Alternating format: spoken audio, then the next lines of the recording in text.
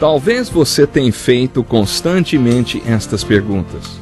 Onde posso encontrar refúgio num mundo cheio de conflitos? Ou, como e onde posso encontrar força para vencer nesse mundo que oferece tantas derrotas? Acompanhe agora com o pastor Edson Bruno mais um programa Encontro com a Palavra.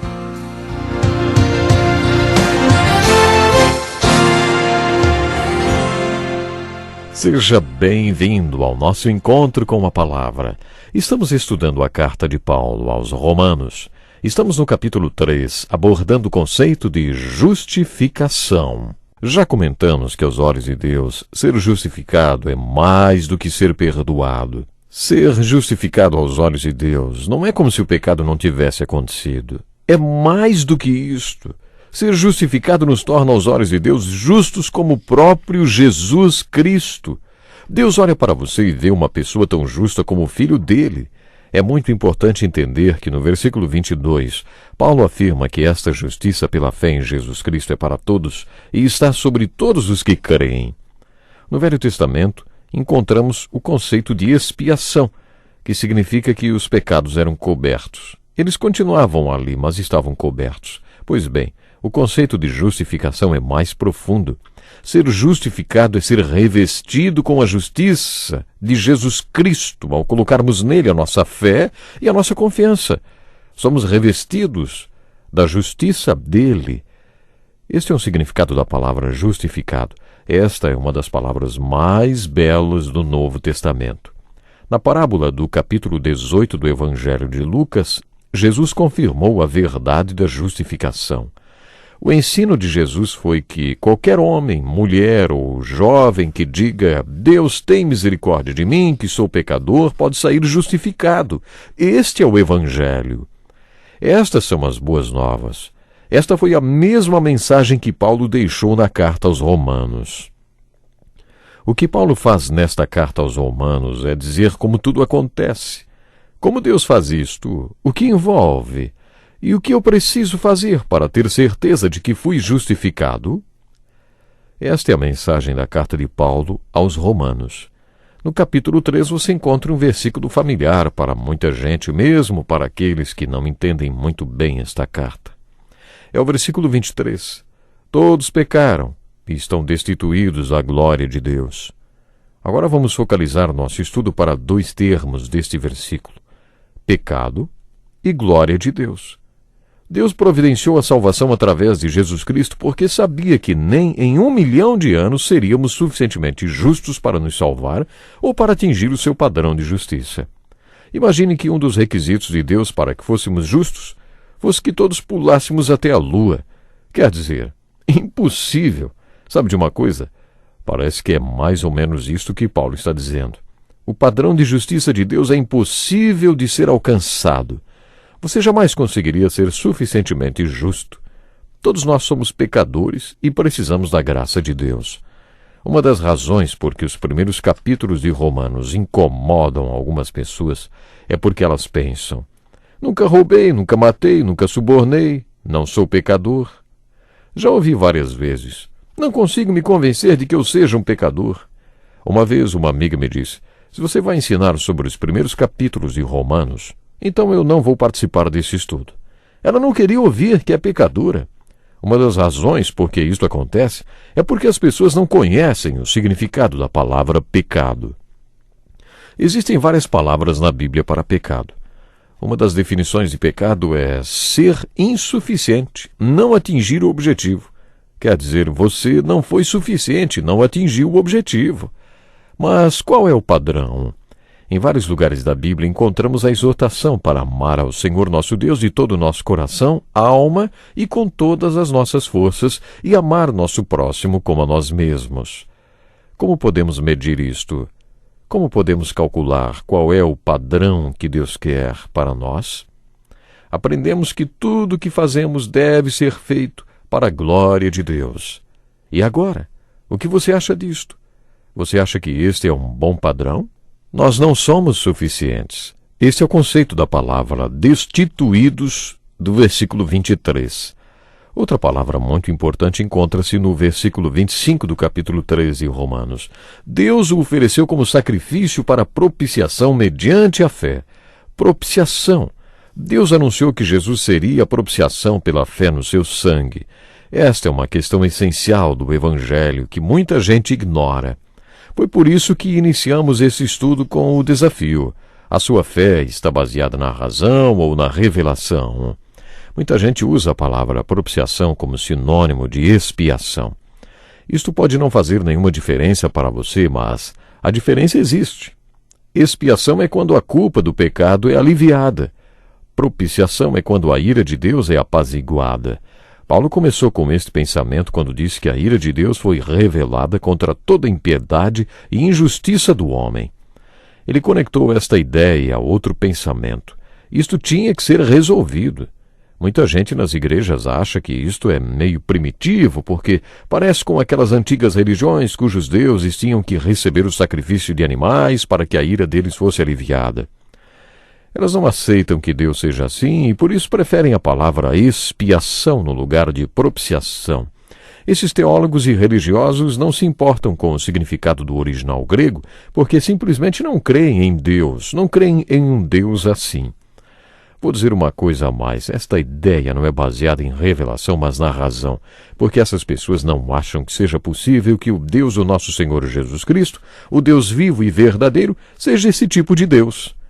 Se fizermos um estudo comparativo das religiões, não encontraremos em nenhuma religião o conceito da ira de Deus ser apaziguada por Ele mesmo, provendo o sacrifício. Você conhece uma religião assim? Você conhece alguma religião cujo Deus teve sua ira apaziguada por Ele mesmo, com o sacrifício do seu próprio Filho? Isso é impossível.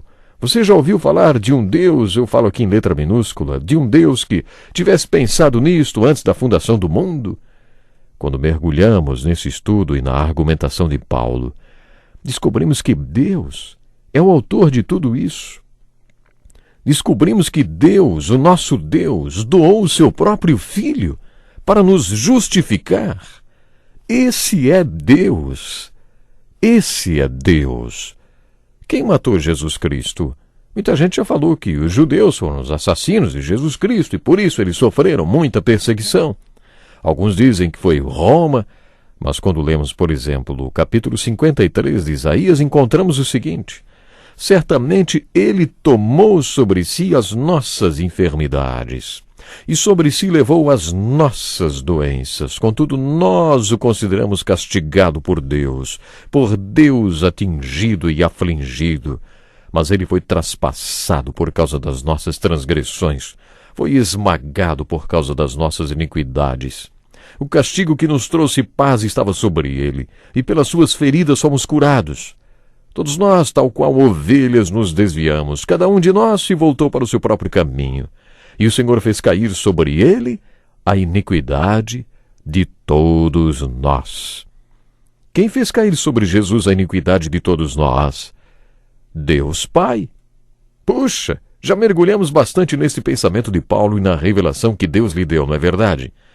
Mas se você ainda está tentando juntar as peças de tudo isso, preste muita atenção nesses 2 capítulos de Romanos, os capítulos 13 e 4.